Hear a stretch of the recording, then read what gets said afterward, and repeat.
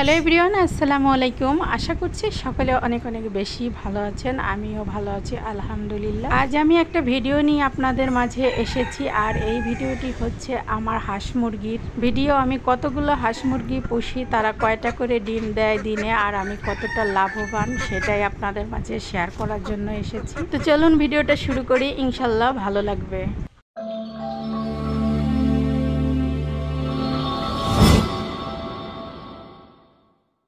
প্রতিদিন সকালে 8টা থেকে 9টার মাঝেই আমি মুরগির ঘর এবং হাঁসের ঘর খুলে দিই। আর এই হচ্ছে নিচতলায় আমার হাঁসের ঘর, আর উপরে দোতলায় হচ্ছে মুরগির ঘর। তো হাঁস মুরগি দুটোই আমি পুষি। হাঁস বর্তমানে 5টা আছে, আর মুরগি আছে 8টা, আর 2টা মোরগ, মোট 10টা। তো এদেরকে ছেড়ে দিয়েছি প্রথমেই মোরগগুলো, আর তাদেরকে আমি চাউল এবং ধান মিলিয়ে রেখেছিলাম, সেগুলো খেতে দিচ্ছি। খাবার খাওয়ার সময় ওরা অনেক ঝামেলা করে, একটা অন্যটাকে ঠকাইতে থাকে, ঠোকাঠুকি করতেই থাকে। এই জন্য আমি সারাক্ষণ ধারে দাঁড়িয়ে থাকি। আজও 2টা হাঁসের ডিম দিয়েছে এবং প্রতিদিন 3টা মুরগি ডিম দিচ্ছে আলহামদুলিল্লাহ। আমার হাঁস মুরগিতে যে ডিম দেয় এর থেকে বাড়তি আমার কোনো ডিম কেনা লাগে না, এতেই আমাদের হয়ে যায়। হাঁস মুরগি পুষতে আমার বরাবরই ভালো লাগে, এখন নতুন নয়, এই জন্যই আমি পুষি। ইনশাল্লাহ আমার খুব ইচ্ছা আছে ছাদে একটা বড় মুরগির ঘর করব, আর ওখানে 20 থেকে 30টা মুরগি পুষবো। আমার এই হাঁস মুরগিগুলা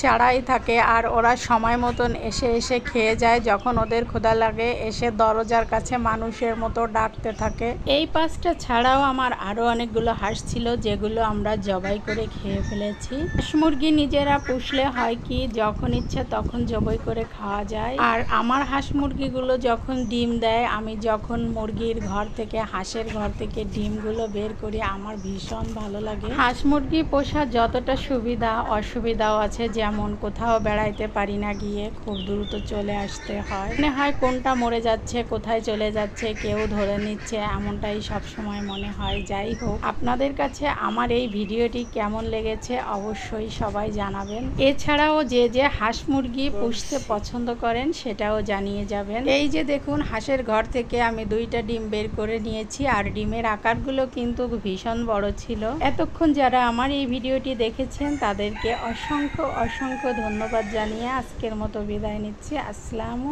আলাইকুম।